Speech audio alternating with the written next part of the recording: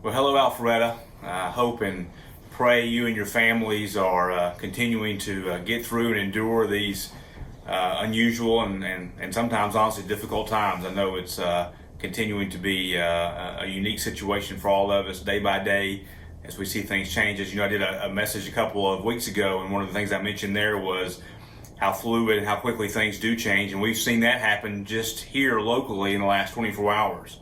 I'm sure you're aware by now, Fulton County put a shelter-in-place order effective immediately. And then last night, our city council here in Alpharetta emulated that and also put a shelter-in-place ordinance for our city specifically. Let me say, first of all, that I know you probably have a lot of questions and a lot of concerns. I can't encourage you enough, as we have been all along, go and utilize our social media sites, utilize the city website. Now, especially regarding the ordinance that went into place last night, there's a great deal of information, including the ordinance itself and what that means. What does that look like regarding shelter in place? What does that look like for what business can continue to operate in our city? Things like that.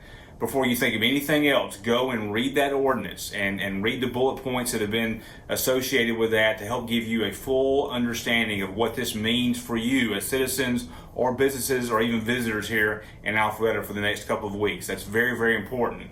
And beyond that, I want to share with you a little bit about what this means for us as a public safety department, especially on the enforcement side. What I need you to do, if you see something that you feel like is a violation of the shelter-in-place ordinance that's gone into place, then please call this number, 678-297-6388. Don't call 911, don't call our non-emergency number. Call 678-297-6388 or go to the city website, go to the COVID19 tab, and there's a form on there you can fill out where you can talk about any concerns you may have about a violation that you possibly witnessed. If you will submit that on the form or call and you will actually talk to a live person, I can assure you that our police officers will be reviewing each one of those that come in. Now, I also want to make sure you understand something. We can't respond to every one of these calls physically. It's just, we don't have the ability to do that. We don't have the manpower to do that. So we're going to examine each call or each form as they come in on a case-by-case basis and look at things like how much is this affecting public safety or public health? How egregious of a violation is it? But we're going to be tracking every one of these calls or every one of these complaints that come in, and we will be working on those. But please understand again that we have kind of a criteria that we're using as to whether we physically respond. So I want to make sure and be clear and be transparent about that. We're going to do the best we can with this, but we are limited in how much we can actually send officers out on some of these calls.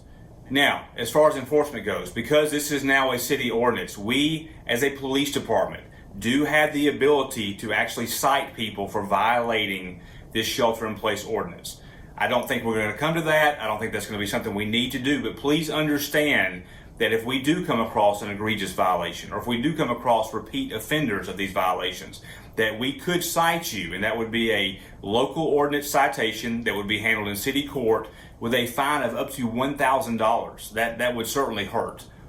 But again, I don't think that's going to be necessary because I feel very confident that right now we are all on the same page, that we've all got to step up and do our part to make sure that we are going to do everything possible to get through this, really, at this point, high-level crisis. And that's exactly what it is. It is at a point now where for us as a community, as a state, as a nation, as a world, we're all having to do the same thing and be extra careful and take extraordinary precautions in making sure that we do what we need to do to defeat this virus.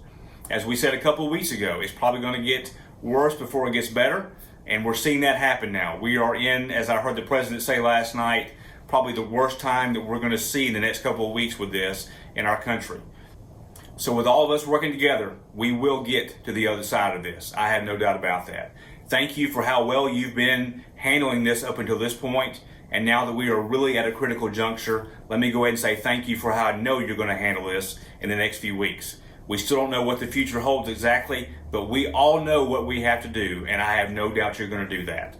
Thank you for the opportunity to serve in such a great community. Let me emphasize, as always, if you need us, do not hesitate to call us. We are still here. We will always be here. Call 911 if it's an emergency. Call our non-emergency number if you need us.